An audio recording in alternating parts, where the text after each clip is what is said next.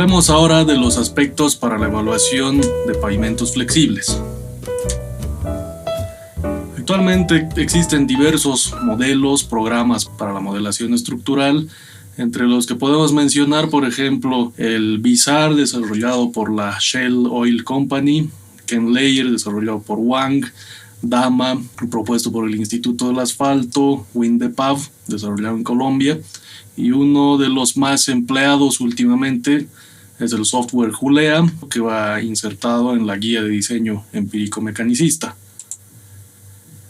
Estos modelos realizan el cálculo de tensiones y deformaciones internas que se producen en las capas de los materiales, para lo cual es necesario contar con información detallada de las capas del pavimento, para lo cual será necesario conocer el espesor de las mismas, el módulo elástico de los materiales, que puede ser un módulo dinámico en el caso de mezclas asfálticas o un módulo resiliente en las capas base, subbase y los suelos, terraplenes, y el coeficiente de Poisson que ya hemos visto anteriormente en la presentación.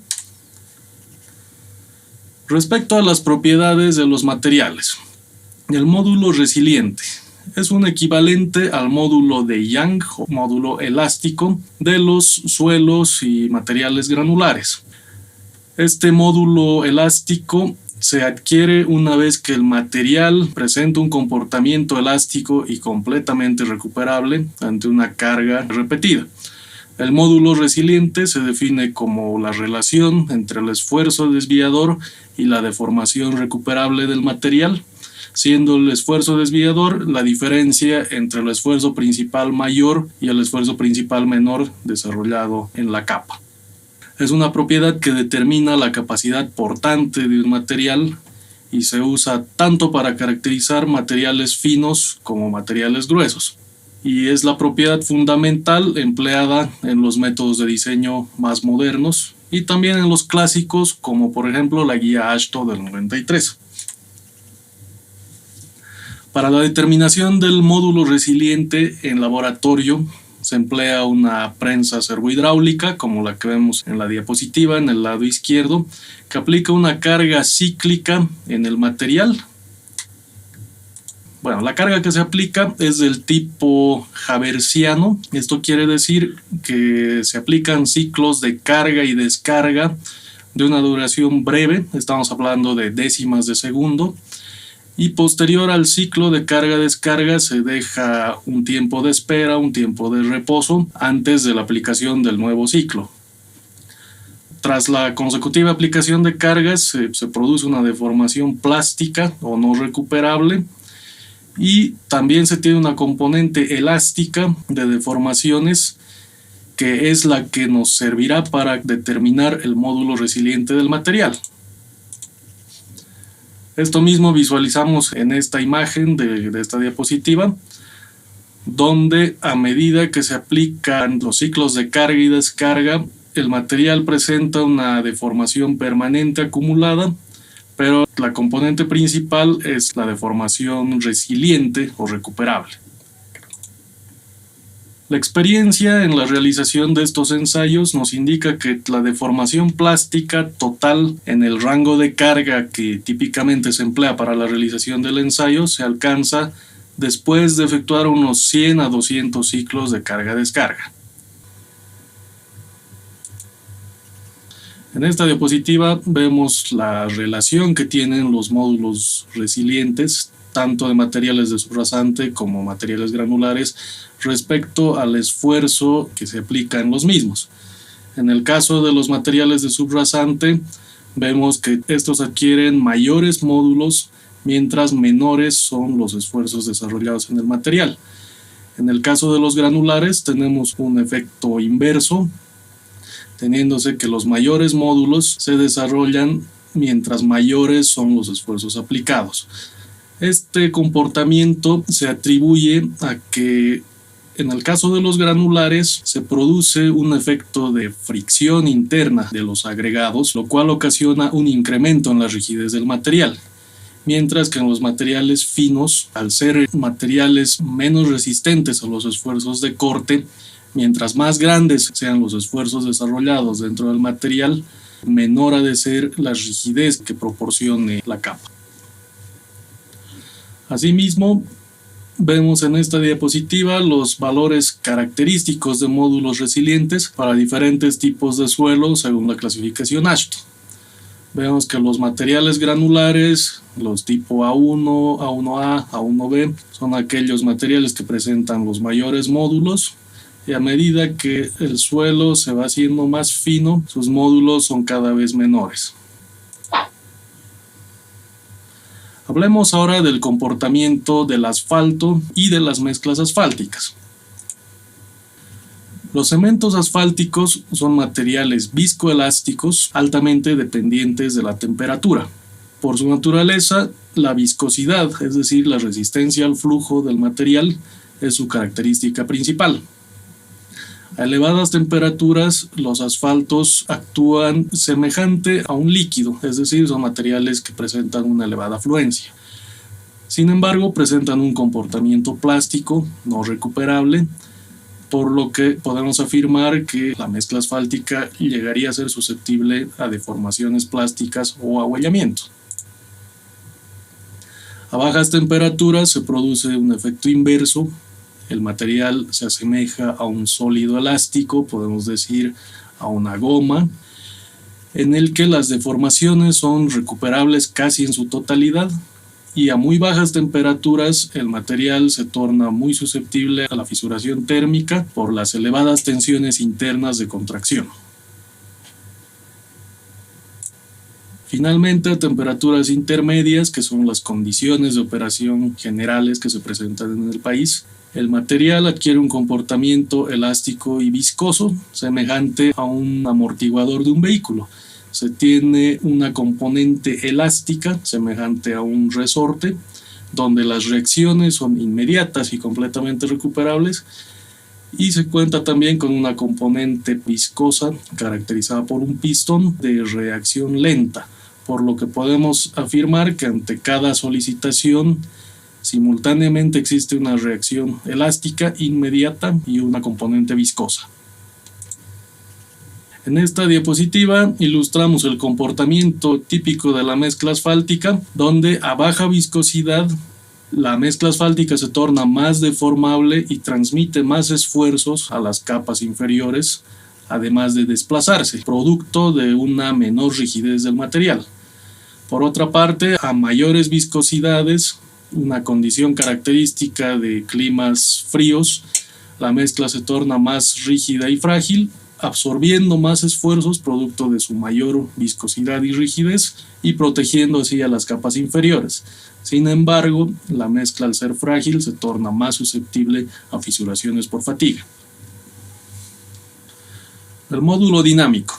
Esta podemos decir que es la propiedad fundamental de una mezcla asfáltica que caracteriza de mejor manera el módulo elástico del material. El módulo dinámico depende de la duración de la carga aplicada, así como de la temperatura a la cual se ensaya el material.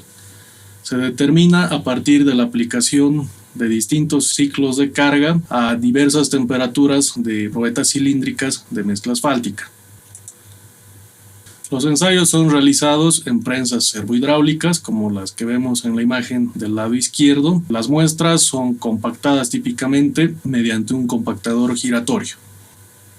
Las probetas cilíndricas se ensayan generalmente a 5 temperaturas y 5 frecuencias de carga. De esta manera es posible analizar una amplia gama de temperaturas a la cual estaría sujeta el material y diversas frecuencias o tiempos de carga y descarga del material, caracterizando así el comportamiento viscoelástico de la mezcla asfáltica. El comportamiento de la mezcla respecto a la frecuencia y la temperatura se visualiza en esta diapositiva, donde en la gráfica del lado izquierdo podemos observar que a mayores frecuencias, es decir, mientras la carga que se aplica es más rápida, el módulo dinámico tiende a incrementarse. Por otra parte, a mayores temperaturas del material, el módulo dinámico tenderá a bajar significativamente. Podemos observar también que el módulo tiende a ser mucho más susceptible a la temperatura de realización del ensayo que a la frecuencia de la carga aplicada. En base a los resultados es posible establecer curvas de este tipo, llamadas generalmente curvas maestras, para distintas temperaturas de referencia, donde se relaciona el parámetro denominado como frecuencia reducida, que es un número que engloba tanto la frecuencia real aplicada en el ensayo con la temperatura, para relacionarlos en una gráfica bidimensional o unidimensional, mejor dicho, con el módulo dinámico del material. Veamos ahora el efecto que tiene el clima en los materiales. Las condiciones climáticas, las diferencias que pueden tener una región del país con otra, van a tener un efecto significativo en el desempeño de los pavimentos. Es por ello que es importante considerar de forma precisa el clima de una región, ya sea para una evaluación o para un proyecto de diseño. El efecto que tienen las variables climáticas lo podemos ilustrar en esta figura de la diapositiva, donde, por ejemplo, el calor producido por el sol, la nubosidad de la región, han de ocasionar una radiación solar que, en combinación con el viento, provocarán un efecto de irradiación y convección que han de generar diferencias de temperatura internas en una losa de hormigón o en una carpeta asfáltica, así como diferencias o gradientes de humedad en las capas subyacentes, capas base, subbase, subrasante. Respecto a la convección, este es un fenómeno de transferencia de calor que se produce entre un sólido y un gas, en este caso una losa de hormigón, una carpeta asfáltica con el aire. Y por otra parte, la conducción es un fenómeno de transferencia de calor entre dos sólidos, que bien pueden ser una losa de hormigón con una subbase o una subbase con la subrasante. A partir de estos dos fenómenos es que se producen diferencias de temperaturas que van a tener una incidencia significativa en las rigideces de los materiales que componen el pavimento. En esta diapositiva se presentan las variaciones de las temperaturas medias diarias en 4 regiones del país: El Alto, Cochabamba, San José de Chiquitos y Tarapaya. Podemos evidenciar que a lo largo del año se tienen variaciones grandes de temperaturas en las 4 regiones mencionadas, y asimismo de un lugar a otro las variaciones son igual considerables, teniéndose que en el Alto las temperaturas oscilan principalmente entre los 2 a aproximadamente 12 grados centígrados, mientras que en las regiones más cálidas como San José de Chiquitos las mismas se encuentran entre aproximadamente los 10 hasta los 35 grados centígrados. Sin duda, esta diferencia considerable de temperaturas de una región a otra ha de tener un efecto grande en las propiedades mecánicas de los materiales del pavimento. Algo similar ocurre también respecto a la precipitación mensual, donde vemos que dependiendo de la región del país existen diferencias grandes en esta variable climática. Aquellas regiones más húmedas son las que presentan mayores precipitaciones, y a lo largo del tiempo, en las estaciones secas, evidentemente las precipitaciones van a ser prácticamente nulas, y en las épocas de lluvia es donde se tendrán los valores máximos. Es de esperar que los materiales de la estructura presenten variaciones en sus propiedades mecánicas con relación a los niveles de humedad provocados por las variaciones en la precipitación a lo largo del año. Las variables climáticas tendrán un efecto en el gradiente térmico, tanto por la convección y la conducción. Esto se ilustra en la presente imagen, donde vemos gradientes térmicos generados en una estructura de pavimento, y se puede evidenciar que a lo largo de un día los perfiles de temperatura varían considerablemente, teniéndose que en las horas de mayor calor, como por ejemplo las 3 de la tarde, la mezcla asfáltica alcanza las mayores temperaturas en su superficie, en este caso cercanas a los 27-28 grados centígrados, y en las horas más frías del día, como por ejemplo las 5 de la mañana, se tiene un efecto inverso, donde las temperaturas podrán alcanzar aproximadamente los 5 grados centígrados. Estos gradientes de temperatura son más atenuados a mayores profundidades del paquete estructural, teniéndose que, por ejemplo, en la cara inferior de la capa subbase, los cambios de temperatura son cada vez menores respecto a la superficie o a la capa de rodadura. Estas variaciones térmicas que se producen en el espesor del material tendrán una incidencia en los módulos elásticos, en este caso en el módulo dinámico de una mezcla asfáltica, donde se observa que a una profundidad de aproximadamente 0,25 pulgadas se tienen mayores rigideces, mayores módulos que a una profundidad de 1 pulgada. Esta diferencia va decreciendo a medida que la temperatura en la mezcla asfáltica se va incrementando. Asimismo, en esta diapositiva vemos la variación que tiene el módulo dinámico de un concreto asfáltico con relación a la temperatura del mismo. Vemos que los mayores módulos dinámicos se producen a menores temperaturas. Tenemos que el mayor módulo en este día se habría producido aproximadamente a las 6-7 de la mañana, mientras que las horas de mayor calor, aproximadamente a las 2 hasta las 4 de la tarde, se habría desarrollado el menor módulo del material. Tenemos un efecto semejante en los materiales granulares, así como en los suelos de subrasante, que se puede evidenciar en esta imagen presentada, donde se observa la variación de los módulos resilientes de una base granular a lo largo de 4 años. Son mediciones realizadas en un tramo de prueba, obtenidas a partir de deflectometría de impacto, y se observa que los módulos del material varían aproximadamente entre los 10 KSI hasta los 200 KSI, producto únicamente de las variaciones de humedad internas del material.